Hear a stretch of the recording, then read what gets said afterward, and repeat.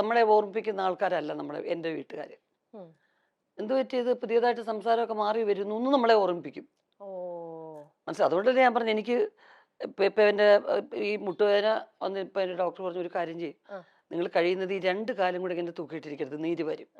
അപ്പോൾ ഒരു കാലിൻ്റെ മുകളിൽ ഒരു കാല് വെച്ച് അങ്ങനെ ഇരിക്കൂ. പക്ഷെ എൻ്റെ വീട്ടിൽ സമ്മതിക്കത്തില്ല. എന്ത് പറ്റി മക്കളെ, കാല് ഭാരമായിട്ട് തോന്നുന്നോ, എന്ത് പറ്റി കാലുമേ കാലിട്ടൊക്കെ ഇരിക്കുന്നതെന്ന് ചോദിക്കും. എന്നാലും ആരും ഇല്ലാത്തപ്പോൾ ഞാനപ്പോൾ ഇത് യൂസ്ഡ് ആവുകയാണ്. അപ്പോൾ അങ്ങനെയുള്ള നല്ല എഡ്യൂക്കേറ്റഡ് ആണ് എൻ്റെ അമ്മ. പക്ഷെ എങ്കിലും പറഞ്ഞു തരുന്നൊക്കെ അങ്ങനെയുള്ള കാര്യങ്ങളാണ്. അപ്പം നമ്മുടെ പെരുമാറ്റത്തിൽ കുറച്ചൊരു കൂടുതൽ ഗൗരവമോ കുറച്ച് ഹാർഷായി പോയി കഴിഞ്ഞാൽ അങ്ങനെയൊന്നും സംസാരിക്കാൻ പാടില്ല എന്ന് എല്ലാവരും കൂടെ നമുക്ക് ഓപ്പോസിറ്റ് ആവും. എല്ലാവരും, കുടുംബത്തിലുള്ള എല്ലാവരും എന്തു പറ്റി, അയ്യോ അത് ഭയങ്കര മോശമായപ്പോൾ അങ്ങനെ സംസാരിച്ചത്. അപ്പം നമുക്ക് വല്ലാത്തൊരു അന്തരീക്ഷമാവും നമ്മുടെ വീട്ടിലെ. അപ്പൊ ചേച്ചിക്ക് അങ്ങനെ എപ്പോഴെങ്കിലൊക്കെ മാറ്റങ്ങൾ സംഭവിച്ചിട്ടുണ്ട്?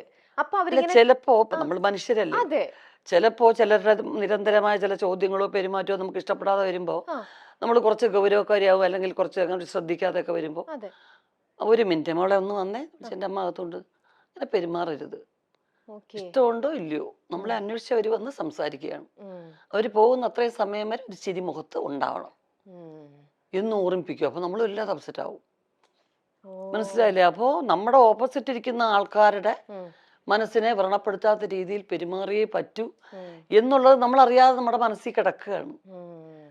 അപ്പോൾ നമ്മൾ കുറച്ച് എന്തെങ്കിലും ഇപ്പം ഇപ്പോഴൊക്കെ എന്ന് വെച്ച് കഴിഞ്ഞാൽ, എനിക്ക് ഒന്നാമത്തെ കാര്യം ലൈഫിൽ അഭിനയിക്കാൻ ഒട്ടും അറിയാത്തത് കൊണ്ട് ചില കുറേ കൂടുതൽ ഇറിറ്റേഷൻ ഒക്കെ വരുമ്പോൾ കുറച്ചങ്ങ് പ്രകടിപ്പിച്ച് പോകും അറിയാതെ.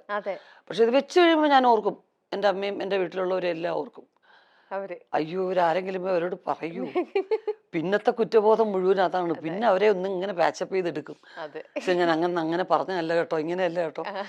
പക്ഷെ നമ്മുടെ കുടുംബാന്തരീക്ഷം തന്നെയാണ് നമ്മളുടെ പല മാറ്റങ്ങൾക്കും കാര്യം. തീർച്ചയായിട്ടും. ഈ കൽപ്പന ചേച്ചി രഞ്ജിനി ചേച്ചിയായിട്ട് എനിക്ക് നല്ല അടുപ്പമുണ്ട്. ചേച്ചിനെ ഞാൻ ആദ്യമായിട്ട് ഇങ്ങനെ മീറ്റ് ചെയ്യണത്. പക്ഷെ ഒരുപാട് ഷോസും കാര്യങ്ങളൊക്കെ ആയിട്ട് കൽപ്പന ചേച്ചിയുടെ ഒക്കെ ഒരുപാട് ചെയ്തിട്ടുള്ളതുകൊണ്ട് എപ്പോഴും ഇങ്ങനെ വിശേഷങ്ങളും കാര്യങ്ങളും അപ്പോഴൊക്കെ ചേച്ചിയാണ് ഞങ്ങളുടെ ഇടയിൽ. എപ്പോഴും അതിനിടയിൽ ഉർവശി എന്നുള്ള പേര് പറയാതെ പോവേയില്ല, എപ്പോഴും ഇങ്ങനെ പറയും. ഈയിടെയും കൂടെ രഞ്ജിനി ചേച്ചിനെ ഞാനൊരു ഇന്റർവ്യൂ കൂടെ ചെയ്തിരുന്നു. അപ്പൊ ഈ നിങ്ങളെല്ലാവരും എന്ന് പറയുമ്പോഴും നിങ്ങൾക്ക് എല്ലാവർക്കും ഒരു വല്ലാത്തൊരു ചാമുണ്ട് ചേച്ചി. നിങ്ങൾ 3 പേരിലും നമ്മളെ എല്ലാവരും ഇപ്പോഴും ആ ഇഷ്ടം വെക്കുന്നതിൽ ഒരു വല്ലാത്തൊരു മാജിക് പവറാണ്. ഞാൻ എന്നെ എപ്പോഴും ആലോചിക്കും, നിങ്ങളുടെ ബ്ലഡ് എടുത്ത് വേറൊരാൾക്ക് കൊടുത്താലും ഇതിങ്ങനെ തന്നെ കിട്ടും. നിങ്ങൾ എല്ലാവർക്കും ഇതേപോലെ ചിരിച്ച മുഖത്തോടെ ഇരിക്കാനും മറ്റുള്ളവരെ ചിരിപ്പിക്കാൻ എന്നൊക്കെ പറയുന്നത് ഒട്ടും തന്നെ ഈസി ആയിട്ടുള്ള ഒരു കാര്യമല്ല. പക്ഷെ നിങ്ങൾ എത്ര ഈസി ആയിട്ടാണ് മറ്റുള്ളവരെ ചിരിപ്പിച്ചുകൊണ്ടിരിക്കുന്നത്. ആ ഒരു സം magic power runs in the blood എന്നൊക്കെ പറയുന്നത്. അത് എൻ്റെ അമ്മ തന്നെയാണ് അതിന്റെ കാരണം. അച്ഛനും വളരെ സരസനായിരുന്നു, കലാകാരനായിരുന്നു, രണ്ടുപേരും ആർട്ടിസ്റ്റ് അല്ലേ. അറിയാം. അപ്പൊ അത് തന്നെയാണ് ബേസ്.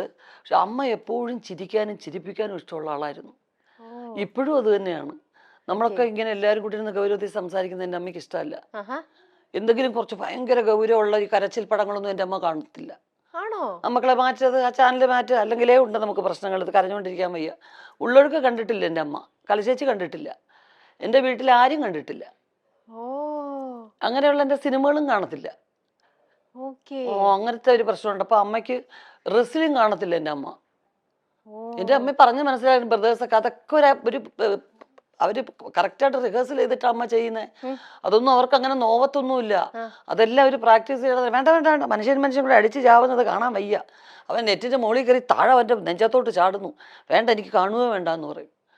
അപ്പൊ അത്രയും ഒരു പോസിറ്റീവ് അറ്റ്മോസ്ഫിയർ ഇഷ്ടപ്പെടുന്ന ഒരാളാണ് എൻ്റെ അമ്മ. ഇതൊക്കെ ആക്ടിങ് ആണെന്ന് അറിയുന്ന ഒരാള്, ഒരു ആക്ടറും കൂടിയാണ്, എന്നിട്ടും ഇങ്ങനെ അല്ലേ? ചേച്ചിക്ക് അപ്പൊ ഇതിനോടുള്ള ചേച്ചിയുടെ കാഴ്ചപ്പാട് എങ്ങനെയാ? തീർച്ചയായിട്ടും അതൊരു പരിധി വരെയും കറക്റ്റാണ്. പക്ഷെ എനിക്കൊക്കെ എന്ന് വെച്ച് കഴിഞ്ഞാൽ ഒരുപാട് അങ്ങ് അഭിനയിക്കാൻ പറ്റത്തില്ല.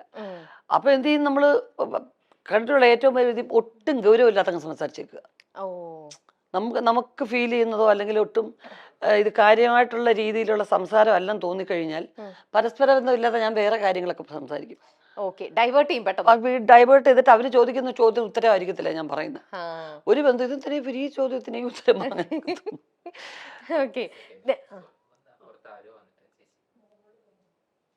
വന്നിട്ടുണ്ടോ? മക്കളെ ഓടിവാടാ, അമ്മയുടെ കുഞ്ഞാണ്ട. മക്കളെ രമ്യ ചേച്ചി അറിഞ്ഞൂടെ?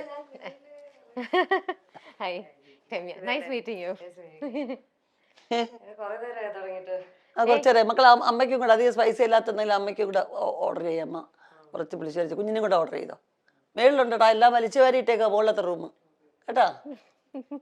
ചേച്ചി നിങ്ങളുടെ കൂടെ ഏറ്റവും കൂടുതൽ നർമ്മം അല്ലെങ്കിൽ ഭയങ്കര എന്താ പറയാ ഹ്യൂമർ സെൻസും കൗണ്ടർ ഒക്കെ പറയണത് നിങ്ങളിൽ ആരാ? കൽപ്പന ചേച്ചി ആണോ? അയ്യോ മിനി ചേച്ചി കൊച്ചിലെ മുതലേ അവളുടെ പേരൊക്കെ വേളൂർ കൃഷ്ണൻകുട്ടി ഞങ്ങളുടെ പിന്നെ കഥയുടെ പേരുകളിലൊക്കെ അവൾ അറിയപ്പെട്ടിരുന്നത്. ആൾക്കൂട്ടത്തിൽ ഏലിയമ്മ അങ്ങനെയൊക്കെയാ വിളിച്ചിരുന്നത്. കാരണം വെച്ചാൽ എവിടെ ആൾക്കൂട്ടോ ബഹളം ഉണ്ടെങ്കിൽ അവിടെ അതിൻ്റെ ഇടയ്ക്ക് വരും. എന്താ നിങ്ങളെ കാര്യം എന്നിട്ട് ന്യൂസ് എത്തിക്കാനാ. ഓ എന്നിട്ട് വണ്ടി ഇടിച്ചപ്പോ എന്തോ പറ്റി എല്ലാത്തിനും പറഞ്ഞിട്ട് പോപ്പുലർ ആയിരുന്നു കൽപ്പന ചേച്ചി. ഇപ്പൊ കൊച്ചില് ചെറുപ്പം മുതൽ അങ്ങനെ തന്നെയായിരുന്നു. ഞാൻ ഈയിടെ രഞ്ജിനി ചേച്ചിയുടെ ഒരു ഇന്റർവ്യൂ എടുത്തിരുന്നു. കല ചേച്ചി നിങ്ങളുടെ വീട്ടിൽ ഏറ്റവും കൂടുതൽ ഹ്യൂമർ സെൻസ് ആർക്കായിരിക്കും? കൽപ്പന ആണല്ലേ? രഞ്ജിനി ചേച്ചി ഇത് തന്നെയാ പറഞ്ഞേ. നല്ലോണം ഇമിറ്റേറ്റ് ചെയ്യും. നമുക്ക് തോന്നും ആ ആളാണോ നമ്മുടെ മുമ്പിൽ ഇരിക്കുന്നതെന്ന് തോന്നും. സുന്ദരമായിട്ട് ഇമിറ്റേറ്റ് ചെയ്യും. ഓ അവര് നടക്കുന്ന പോലെ അത് ചെറുപ്പം മുതലേ എല്ലാവരും ഇമിറ്റേറ്റ് ചെയ്യും. എൻ്റെ അച്ഛൻ്റെ അമ്മ അമ്മയ്ക്ക് അങ്ങനെ വലുതായിട്ട് സിനിമയൊന്നും കാണത്തില്ല. ഈ ഭക്തി സീരിയലൊക്കെ മഹാഭാരതമൊക്കെ എന്ന് പറഞ്ഞ് തമ്പുരാനേ അതേ വാസുദേവായ എന്നൊക്കെ പറഞ്ഞ് മന്ത്രമൊക്കെ ജപിക്കും. പണ്ട് മഹാഭാരതത്തിന് ഒരു ഗ്ലോബൊക്കെ വരുമല്ലോ. അപ്പൊ അത് പറ്റിക്കുക. ഉമ്മ എണീക്കുമ്മ കൃഷ്ണൻ മരുന്നമ്മ എണീക്കുമ്മ തമ്പുരാനെ എന്തൊക്കെ അതിലൊക്കെ തൊഴും. അത് വേഷമാണോ ഇതാണെന്നുള്ള അത്ര ഇന്നസെന്റ് ആൾക്കാരായിരുന്നു നാട്ടുപുറത്തെ ശരിക്കും. അപ്പൊ രണ്ടുപേരും ഹഗ് ചെയ്യുന്നത് ഫിലിം ഒട്ടിച്ചിട്ടാണെന്നാണ് മിനി ചേച്ചിയെ പറഞ്ഞു ധരിപ്പിച്ചിരിക്കുന്നത്. കാരണം ഇതൊക്കെ എല്ലാം ഒറിജിനലാണെന്ന് പറഞ്ഞ ഞങ്ങളൊക്കെ അഭിനയിക്കല്ലേ. എന്തുവായത് ഇങ്ങനെ അങ്ങ് കെട്ടിപ്പിടിക്കുവോ, എന്തൊരു മോശമായത്, അത് മാറ്റത് പിള്ളേർ വഷളാവാതെ എന്ന് പറയും. അപ്പൊ ഉടനെ ഞങ്ങളൊരു അമ്മമ്മ അങ്ങനെയല്ല അമ്മമ്മ, ഇവിടെ ഒരാൾ നിൽക്കും ഇവിടെ എന്നിട്ട് ഈ ഫിലിം ഇങ്ങനെ ഒട്ടിക്കും അമ്മമ്മ എന്ന് പറഞ്ഞ് പറ്റിക്കും. മിനി ചേച്ചി ഇത് പറഞ്ഞ് അഭിനയിച്ച് പറ്റിക്കുന്നേ.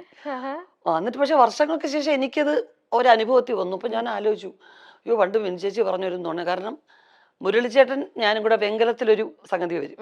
അപ്പൊ വെങ്കലത്തിലൊരു ഭയങ്കര മൊശടനായിട്ടുള്ള ഒരാളായിട്ടാണ് മുരളിച്ചേട്ടൻ. കല്യാണം വേണ്ട. അപ്പൊ ഒരു ഫസ്റ്റ് നൈറ്റ് സീക്വൻസ് ആണ്. അപ്പൊ ഞാൻ കൊച്ചാട്ടാന്നാ വിളിക്കുന്നത്, എന്റെ ബന്ധുവും കൂടാ. കൊച്ചാട്ടൻ എൻ്റെ കൂടെ ലവ് സീൻ അഭിനയിക്കാൻ വലിയ പാടാണ്.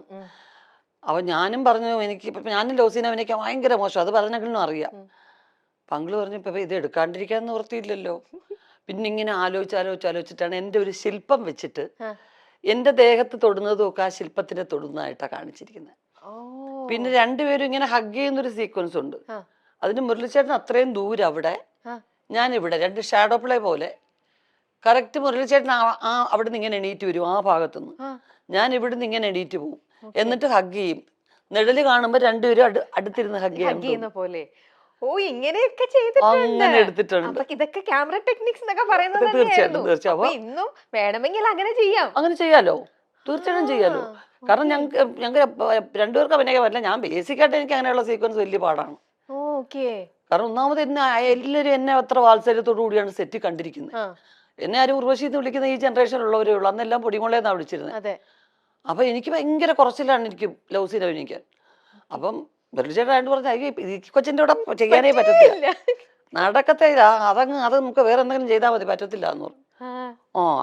അപ്പം അങ്ങനെയൊക്കെ പറ്റിക്കും. എന്നിട്ട് അമ്മൂമ്മയെ പോലും പറ്റിയിട്ട് അമ്മൂമ്മയ്ക്ക് സിൽക്ക് സ്മിത എന്നാ പേരിട്ടിരുന്നത്. കാരണം നല്ല ഷേപ്പാണ്, നല്ല കൊച്ചു രൂപ, ഇത്രേ ഉള്ളൂ. എൻ്റെ അച്ഛൻ 6 അടി 3 ഇഞ്ച് ഹൈറ്റാ, അമ്മൂമ്മ ഇത്രേ ഉള്ളൂ, കൊച്ചാണ്. പക്ഷെ ബ്ലൗസും ഇങ്ങനെ മുണ്ടും മാത്രമല്ലേ ഉടുക്കുള്ളൂ. അപ്പൊ ഇടയ്ക്കിടയ്ക്ക് വയറ്റിലൊക്കെ പോയി തട്ട് സിൽക്ക് സ്മിത വയറെന്നൊക്കെ പറയും. ഇത് ആരാ സിൽക്ക് സ്മിത, എൻ്റെ അമ്മയ്ക്ക് അറിയത്തില്ല. അവസാനം വരെ ചോദിക്കുമായിരുന്നു ഇത് ആരാ ഈ സിൽക്ക് സ്മിത എന്ന് ചോദിക്കുമായിരുന്നു. അപ്പൊ എപ്പോഴും ഒരു ചിരിക്കുന്ന അന്തരീക്ഷം മിനി ചേച്ചി ഉള്ളിടത്തുണ്ട്. ഓക്കെ, അത് ചേച്ചിയുടെ പ്രസൻസ് വരുമ്പോ അത് നമുക്ക് അറിയുന്ന കാര്യമാണ്. ചേച്ചി പ്രസൻസ് വരുമ്പോ വല്ലാത്തൊരു പോസിറ്റിവിറ്റിയും ഒരു വൈബും ഫുൾ ചിരിയും മേളവും. എത്ര വിഷമവും എത്ര ടെൻഷനും നമുക്കുണ്ടെങ്കിൽ അതെല്ലാം നമ്മൾ മറന്നു പോകും. അതൊക്കെ ശരിക്കും ഒരു ദൈവത്തിന്റെ ഒരു അനുഗ്രഹം തന്നെയാണ്. നമുക്ക് ആ ഒരു പോസിറ്റിവിറ്റി മറ്റുള്ളവർക്ക് സ്പ്രെഡ് ചെയ്യാൻ പറ്റും. കുടുംബത്തിൽ നമുക്കൊരു സ്വാതന്ത്ര്യം ഉണ്ടാവുക, കുടുംബത്തിൽ രസകരമായിട്ടുള്ള കാര്യങ്ങൾ നമ്മുടെ കുടുംബത്തിൽ നടക്കുക എന്ന് പറയുന്നത് അതൊരു വലിയ കാര്യം. ഓക്കെ, ചേച്ചി ഇന്ന് നമ്മുടെ മൈൽ സ്റ്റോണിൽ ഇന്ന് രാവിലെ ഇന്റർവ്യൂ ചെയ്ത മനോജ് ചേട്ടന്റെ ഒരു ഇന്റർവ്യൂ ഉണ്ടായിരുന്നു. അതിനകത്ത് ചേട്ടൻ പറഞ്ഞിട്ടുണ്ട് മോൾക്ക് അഭിനയത്തിലേക്ക് വരാനായിട്ട് ഭയങ്കര ഇൻട്രസ്റ്റ് ആണ്. അപ്പൊ അത് വേണ്ടിയിട്ട് ഞാൻ അവൾക്ക് വേണ്ടിയിട്ട് വനിതയിൽ വിളിച്ചിട്ട് ഒരു ഫോട്ടോ ഷൂട്ട് ഞാൻ അറേഞ്ച് ചെയ്ത് കൊടുത്തു എന്നൊക്കെ പറഞ്ഞു. ഇപ്പോ നമ്മുടെ ഈ വിമർശകരും ഒരുപാടുണ്ടല്ലോ. നമ്മുടെ ഇന്നത്തെ നിങ്ങൾ എന്ത് അനങ്ങിയാലും മിണ്ടാതിരുന്നാലും എന്തിനും എല്ലാത്തിനും വിമർശിക്കുന്ന സമൂഹവും ഉണ്ട് നമ്മുടെ കൂടെ. ഇപ്പൊ പറയുന്ന എല്ലാവരും യൂഷ്വലി യൂസ് ചെയ്യുന്ന ഒരു വേർഡാണ് നെപ്പോക്കിഡ്സ് എന്ന് പറയുന്നത്. അച്ഛന്മാര് ഫീൽഡിൽ നിൽക്കുമ്പോൾ മക്കൾ അതിനകത്ത് സ്വാഭാവികമായിട്ട് വരും. എന്താ ഡോക്ടേഴ്സിന്റെ മക്കളും ഡോക്ടേഴ്സ് ആവുന്നുണ്ട്, ടീച്ചേഴ്സിന്റെ മക്കൾ ടീച്ചർ ആവുന്നുണ്ട്. പക്ഷെ സിനിമയിൽ ഇപ്പൊ നമ്മൾ കൂടുതലായിട്ടും സിനിമയിലുള്ളവരുടെ ഒക്കെ മക്കള് ഇതിലിപ്പോ സജീവമായിട്ട് ഇപ്പൊ ഒരുപാട് പേരെ നമുക്ക് എണ്ണത്തിൽ ഉണ്ട്. അതുകൊണ്ട് തന്നെ സോക്കോൾഡ് ഇപ്പൊ എല്ലാവരും പറഞ്ഞത് നെപ്പോക്കിഡ് എന്ന് പറഞ്ഞിട്ട് നെപ്പോക്കിഡ്സ് എന്നുള്ള ഇതിലേക്ക് വരുന്നു. ചേച്ചിക്കും ഇപ്പം നിങ്ങളുടെയും മകള് ഇതിലേക്ക് വരികയാണെന്നുണ്ടെങ്കിൽ ഇത്തരത്തിലുള്ള വിമർശനം മറ്റേ സൈഡിൽ നിൽക്കുകയും ചെയ്യുമ്പോൾ ചേച്ചി ഇതിനെ എങ്ങനെ കാണുന്നത്? എനിക്ക് അവളൊക്കെ കൊച്ചിലേ മുതലേ ഒരു ഫോട്ടോയ്ക്ക് പോലും നിർത്തുന്ന ഇഷ്ടം ഉണ്ടായിരുന്നില്ല. ഞാൻ മാത്രമേ ഉള്ളൂ വീട്ടിൽ അങ്ങനെ. വേണ്ട, അവള് പഠിക്കണം, എനിക്ക് പഠിക്കണമെന്ന് വലിയ ആഗ്രഹമായിരുന്നു.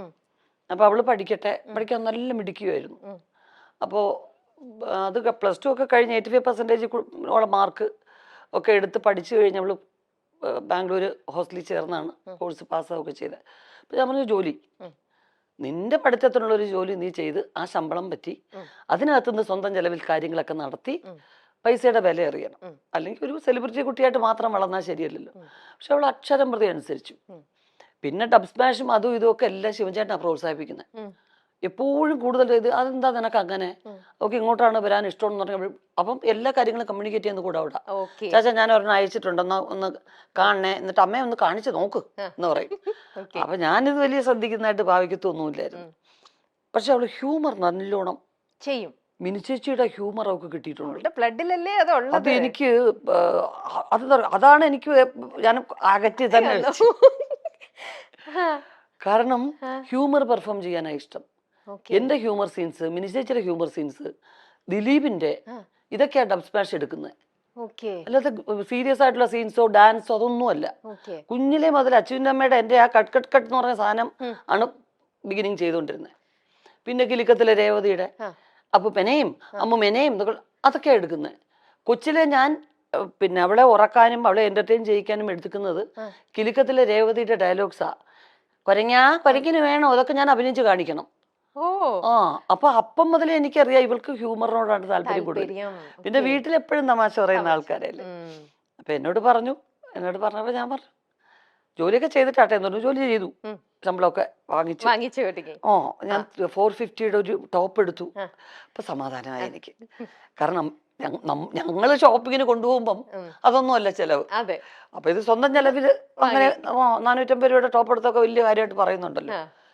അപ്പൊ അത് കഴിഞ്ഞപ്പോ കഴിഞ്ഞ വർഷം ലാസ്റ്റ് ആയപ്പോ എന്നോട് പറഞ്ഞു, എനിക്ക് അമ്മ എല്ലാരും എന്നെ കമ്പൽ ചെയ്യുന്നു. അവള് ലണ്ടനിൽ ഇവിടെ ഒരുപാട് ഫ്രണ്ട്സ് ഉണ്ട്, അവളുടെ കൂടെ പഠിച്ചവരും ഒക്കെ. അപ്പൊ അവിടുത്തെ ഫ്രണ്ട്സ് എല്ലാം പറയുന്നു അതെന്തുകൊണ്ട് 9th പഠിച്ചപ്പോ അമ്മ വന്നു അഭിനയിക്കാൻ. അപ്പൊ ഇത്രയായി ജോലിയും കഴിഞ്ഞിട്ട് ഇനി മോളെ അഭിനയിക്കാൻ വിട്ടാൽ എന്താ കുഴപ്പം എന്ന് ചോദിക്കുന്നു. ഞാൻ ഒരു വർഷം ഒന്ന് ട്രൈ ചെയ്ത് നോക്കട്ടെ, ഇല്ലെങ്കിൽ കുഴപ്പമില്ല, നമ്മളെ വിദ്യാഭ്യാസം ആരും എടുത്തോണ്ട് പോകുന്നില്ല. അങ്ങനെ കുറച്ച് ഓഫേഴ്സ് ഉണ്ട്. പിന്നെ നമുക്ക് ഉടനെ കാണാം ബിഗ് സ്ക്രീനിൽ. അതെ, തീർച്ചയായിട്ടും. അങ്ങനെ നല്ലോണം ചൂസ് ചെയ്ത് അവരുടെ ഇഷ്ടം, അവരൊക്കെ സ്മാർട്ടാണ്, അവർക്ക് പറ്റുന്നുണ്ട്. അല്ല ചേച്ചി, ഇന്നിപ്പോ ഒരുപാട് ആക്ടേഴ്സ് ഉണ്ടെങ്കിലും ചേച്ചി പറഞ്ഞാൽ ഈ ഹ്യൂമർ ഹാൻഡിൽ ചെയ്യാൻ എല്ലാവർക്കും പറ്റില്ല. അത് നിങ്ങളെപ്പോലെ ഇത്രയും ടാലന്റഡ്, അത് അവളുടെ ബ്ലഡിലുണ്ട്. അപ്പൊ അവൾക്ക് അതിൽ ഇൻട്രസ്റ്റ് ആണെങ്കിൽ ആ ഒരു സ്പേസ് അവൾക്ക് വേണ്ടിയിട്ടുണ്ടാവും എന്തായാലും. അത് നമുക്കെന്താ അറിയാം, ഞങ്ങൾ വന്ന കാലഘട്ടത്തിൽ ലോങ് സ്റ്റാൻഡിങ്ങിന് ഒരുപാട് സ്കോപ്പ് ഉണ്ടായിരുന്നു. പല ആർട്ടിസ്റ്റുകളും അങ്ങനെ നിന്നിട്ടുണ്ട്. സത്യമാണ്. ഇനിയിപ്പോ അങ്ങോട്ടുള്ളവർക്ക് അത്രയും നല്ല സ്ട്രോങ് ക്യാരക്ടേഴ്സ് എഴുതുന്ന റൈറ്റേഴ്സ് ഇനിയും ഉണ്ടാവുമായിരിക്കും തീർച്ചയായിട്ടും. അപ്പം അങ്ങനെ ഉണ്ടാവണം, നല്ല ക്യാരക്ടേഴ്സ് ഉണ്ടാവണം. ഒരു എന്താ പറയുന്നത്, നിങ്ങളുടെ മൈൽ സ്റ്റോൺ പോലെ ഒരു മൈൽ സ്റ്റോൺ ആവുന്ന ഓരോ ക്യാരക്ടേഴ്സ് എങ്കിലും ജീവിതത്തിൽ ഉണ്ടാവണ്ടേ.